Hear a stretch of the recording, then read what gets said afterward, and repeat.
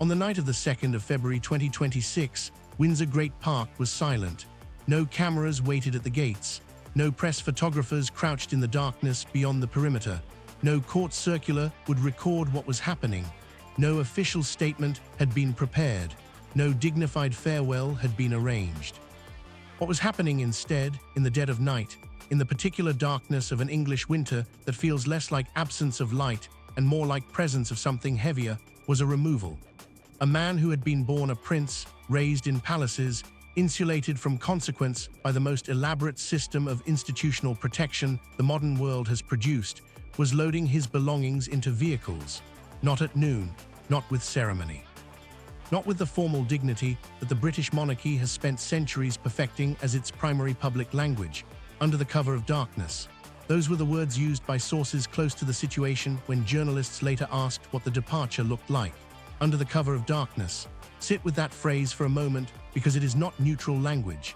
It is not the language of a planned transition or a managed handover or a dignified conclusion to a chapter. It is the language of retreat. Something that cannot bear the light, of an ending that the people engineering it understood could not survive being seen. Before we begin today's royal update, I want to take a quick moment. Many of you watch these videos but haven't subscribed yet, and you don't want to miss the latest developments and fascinating stories from the world of royalty. Subscribing is completely free and keeps you up to date as everything unfolds. And while you're here, let us know, where are you watching from? Share it in the comments. It's wonderful to see viewers joining us from around the world. Royal Lodge had been Prince Andrew's home since 2003, 23 years, nearly a quarter of a century inside a 30-room mansion set within one of the most exclusive and carefully maintained estates in Britain. A residence that came with everything the word privilege actually means when you strip away its abstractions and look at its material reality. Full household staff, grounds maintained at public expense. Location that placed him not at the margins of the monarchy's geography, but at its heart, within the protective orbit of the institution that had defined every day of his 64 years. Parliamentary records had already made the financial dimensions of that arrangement uncomfortably public. A 75-year lease beginning in August 2003, a £1 million premium, £7.5 million spent on repairs at 2002 prices, public money, taxpayer money. And Parliament had been asking questions about it for years, questions to which Andrew had produced no good answers because there were none. The arrangement existed not because it had been earned or justified or defended on any rational basis. It existed because Andrew existed, and because for decades the system that surrounded him had treated his existence as sufficient justification for anything the system chose to provide. And then it wasn't sufficient anymore.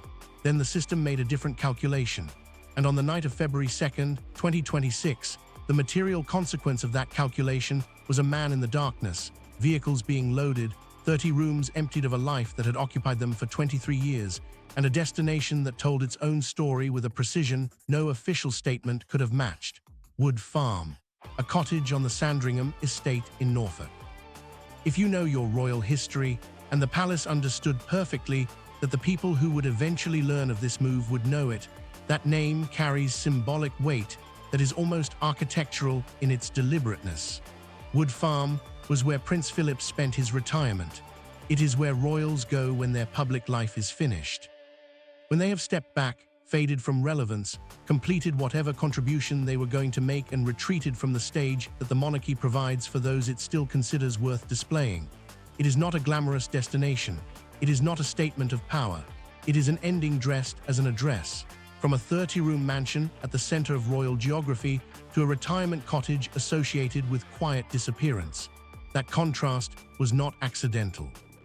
Nothing in the monarchy happens accidentally. Every residence, every title, every ceremonial assignment, and every removal of the same communicates something the institution has decided it wants communicated. What Sandringham communicated on the night of February 2nd was unmistakable.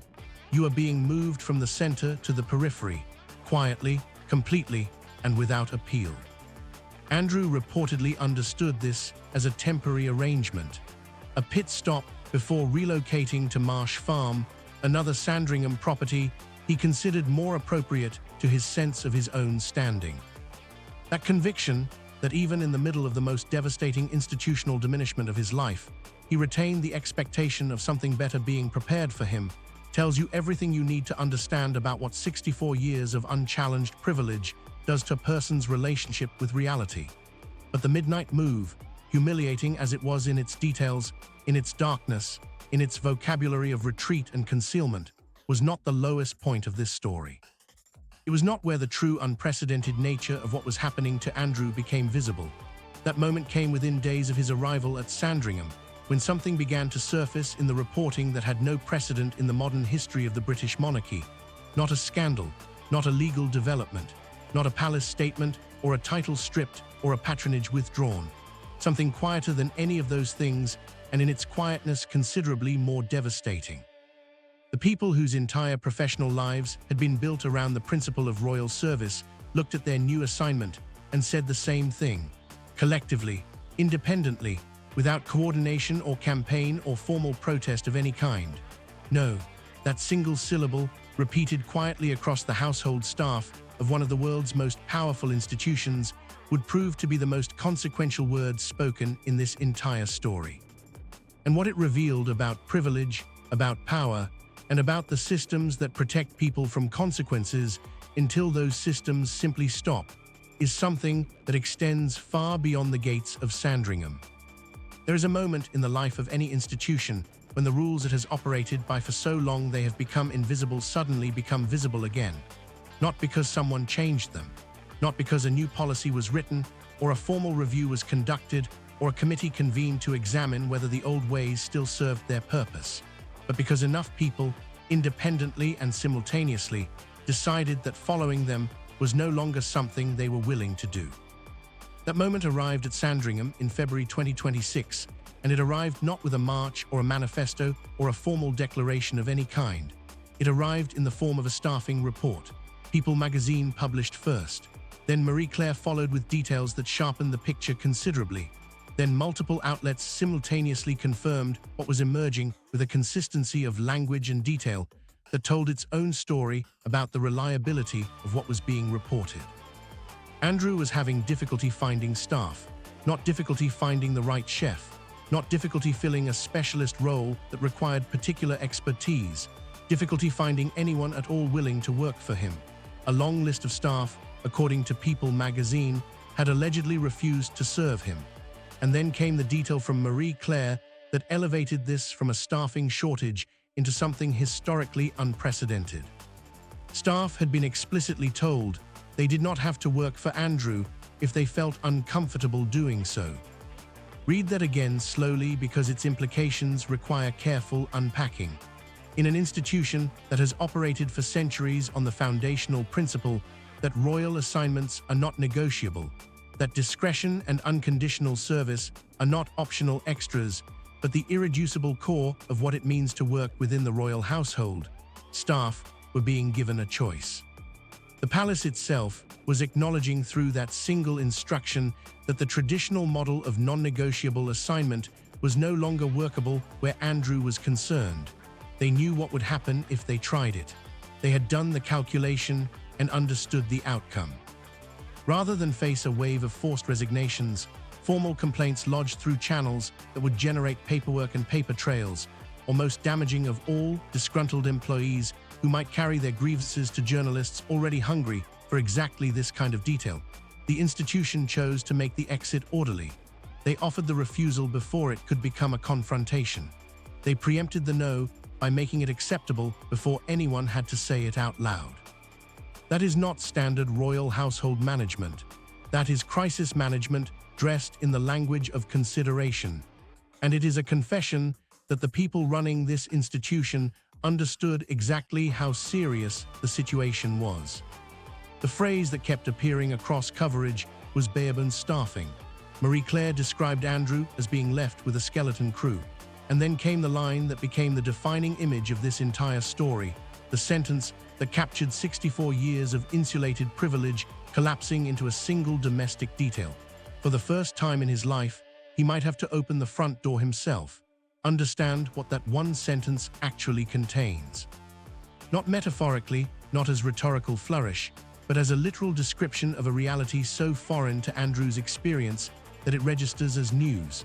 64 years during which the most basic act of ordinary domestic life, the act that every other adult on the planet performs without thought as a matter of course, had always been performed by someone else on his behalf, someone whose job it was to be at the door before he reached it, to ensure that the physical world arranged itself around his needs before those needs required him to act. That infrastructure, built over 6 decades and maintained at enormous expense, had simply stopped functioning, and nothing in those 64 years had prepared him for its absence. The question that cuts to the heart of all of it is why? Why would career professionals, people who had built entire working lives on the foundation of discretion and institutional loyalty, who understood the royal system and its unspoken hierarchies better than almost anyone outside it, suddenly exercise this kind of agency? The answer does not begin in February 2026. It begins years earlier, decades actually, in a documented pattern of behavior behind palace walls that royal biographers and reporters had been carefully recording long before Jeffrey Epstein's name ever appeared in the same sentence as Andrew's. Royal biographer Andrew Looney spent years compiling accounts from people who had worked in and around Andrew's household. What that research produced was not a portrait of occasional difficulty or isolated bad days. It was a consistent picture of an atmosphere where staff felt perpetually on edge, where sharp responses to those serving him were routine rather than exceptional, where the basic professional respect that makes a working environment sustainable was treated as optional by the man at the top of the household. These accounts came from multiple sources across different time periods and different households. And inside the royal system, where staff networks function with the quiet efficiency of a professional community that has learned to protect its own, everyone who needed to know already knew. The reputation preceded him everywhere he went. Then November 2019 arrived and the calculus changed permanently. Andrew's withdrawal from public duties following the Newsnight catastrophe, the 2022 civil settlement, and finally, the stripping of his remaining titles by King Charles transformed the professional equation in a way that made the staffing refusals not just understandable but inevitable. Before the titles were gone, serving Andrew, however unpleasant, however professionally uncomfortable, was serving the monarchy. There was a framework, a justification, a professional rationale that could be applied to make the assignment bearable. Once the institution formally removed that connection, once it stripped away the titles that linked him to its public face, the rationale evaporated completely. Staff were no longer being asked to serve the monarchy through Andrew. They were being asked to serve Andrew, just Andrew.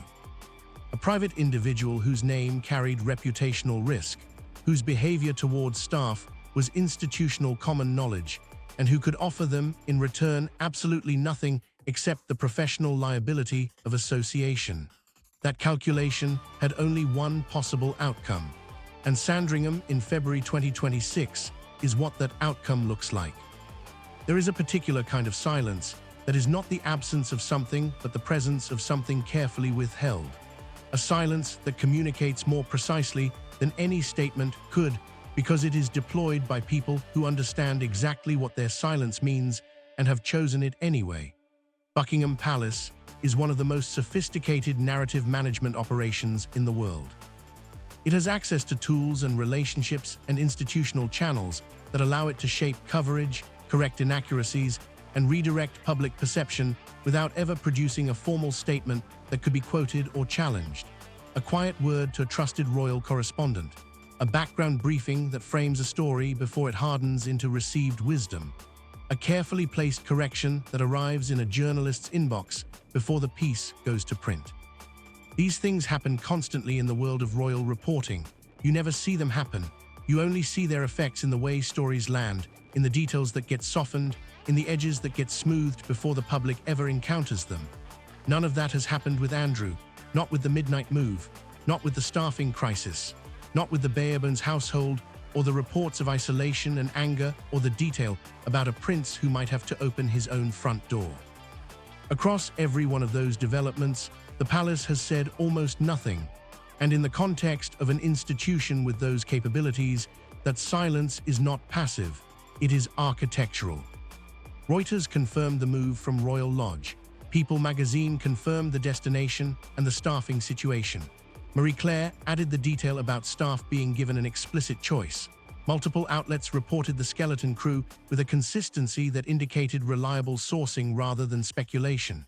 And from the palace, nothing, no denial, no correction, no alternative framing delivered through back channels to the correspondents who would normally receive it. Institution that managed Andrew's reputation for decades, that absorbed his scandals and smoothed his edges and maintained the protective scaffolding around him through circumstances that would have destroyed a private individual, simply allowed these stories to settle without interference. The question of why produces three possible explanations, and all three of them are significant. The first is accuracy. The palace cannot contradict what is being reported because what is being reported is true. They cannot make Andrew's situation look better than it is because it is exactly what it looks like. There is no favorable framing available, and attempting to provide one would only draw more attention to the details they would prefer the public to process and move past. The second is strategy. By not defending Andrew, the palace avoids any appearance of sympathy or institutional complicity. They allow public opinion to complete the work they do not want to be seen doing themselves. They do not need to say Andrew is finished. The story says it for them and they remain clean. The third explanation is the one that deserves the most careful consideration. The palace is not merely failing to prevent Andrew's fall, it is facilitating it. The title stripping, the Royal Lodge removal, the Sandringham relocation, the staffing situation allowed to develop into news rather than quietly resolved through institutional channels. Each step individually appears to be management. Together, they form a pattern that looks considerably more deliberate than reactive. King Charles's handling of Andrew throughout this period has been described by observers as methodical. That word is important. Methodical is not how you describe a response to crisis. It is how you describe the execution of a plan. And if the plan is what the sequence of events suggests it is, then the palace's silence is not the absence of a response. It is the response. Consider the security arrangements that have surrounded Andrew's cottage at Sandringham. Heightened protocols. Careful management of access. Monitored movement around the property. On the surface, this reads as protection, as the standard precaution applied to a figure whose notoriety generates sustained public interest. But there is a different interpretation that the circumstances make difficult to dismiss entirely. What if the heightened security is not only about protecting Andrew from outside attention, but about managing what happens on the inside? About ensuring that whatever staff do work for him operate within a documented and monitored environment. About creating a record of interactions in a situation where the institution no longer fully trusts the judgment of the man at the center of it. That would mean something significant. It would mean that even within the controlled privacy of a royal estate, Andrew's presence requires a level of institutional oversight that goes beyond simple protection. He is not under legal restriction. He is not subject to formal supervision, but the practical reality of his daily existence is being shaped by an institution that has stopped trusting him with the freedom that privilege once provided automatically and unconditionally. That is the starkest reversal of all, and the palace's silence on every aspect of it is the most eloquent confirmation that this is exactly what they intended. There is a word that makes this story larger than one man's housing arrangements, larger than a staffing crisis at a Norfolk cottage, larger than the spectacular personal collapse of someone born into the most protected position imaginable in British society. That word is precedent. For the first time in the modern history of the British monarchy, institutional consequences are playing out in real time, in full public view, in a form that cannot be managed, reframed, or contained after the fact. Andrew has not merely been removed from public duties in the careful, deniable way the palace has historically managed its most difficult members. He has been materially, visibly, and permanently diminished. His titles stripped, his grand residence taken, his staff refusing assignments, his institutional protection withdrawn, his isolation confirmed by the very silence of the people who once maintained every fiction necessary to prevent exactly this picture from becoming public. Every single one of those outcomes is without precedent for someone born into his position, and the question that follows from that precedent is the one the palace is least equipped to answer comfortably: who is next? Because what Sandringham in February 2026 demonstrated to three distinct audiences simultaneously cannot be undone by any subsequent statement or strategic repositioning the institution might attempt. To the staff of the royal household, it demonstrated that they possess agency they did not previously understand themselves to have, that the assignment is not always non-negotiable, that there are circumstances in which the institution itself will acknowledge their right to say no and structure an orderly exit rather than compel service that has become untenable. That knowledge does not stay contained to one cottage on one estate. It travels through the professional networks of people who have built careers inside this institution, and it changes the calculation permanently for everyone who receives it. To other members of the royal family, it demonstrated that the wagon circling instinct, the unconditional closing of ranks that once protected all members regardless of conduct, has been replaced by something more calculated and more conditional than it has ever been before. There is now a case study. A concrete, demonstrable answer to the question of what behavior crosses the line, how much scandal is too much, and what a royal has to do before the institution decides the cost of protection exceeds the value of maintaining it. That case study changes the internal architecture of the monarchy in ways that no formal policy announcement ever could. And to the public, it demonstrated something the monarchy has spent most of its modern existence carefully avoiding demonstrating: that it is capable of accountability, partial, imperfect, extraordinarily slow, and arrived at only when every alternative had been exhausted, but accountability nonetheless. Andrew is in a Norfolk cottage with minimal staff and a door he may have to open himself. The journey from a 30-room mansion to that door took 64 years, and it required the accumulated weight of decades of behavior, scandal, institutional embarrassment, and finally, the quiet, methodical decision of a king who concluded that his brother had become more expensive to protect than to release. That is the architecture of consequence when it finally arrives for someone who has spent a lifetime beyond its reach. But here is the question I want to leave you with, because it is bigger than Andrew and bigger than the monarchy and bigger than anything that happened on the night of February 2nd in Windsor Great Park. How many systems in your world operate exactly the same way, protecting people from the consequences of their behavior, absorbing the costs, maintaining the fictions, extending the protection long past the point where any honest accounting would have ended it? And what does it take before enough people simply say no thank you and walk away? Sandringham showed us the answer. Those systems hold only as long as people agree to uphold them. The moment enough people stop agreeing, the structure comes down, not gradually, not with warning, all at once. Privilege without accountability is borrowed time, and the clock always runs out.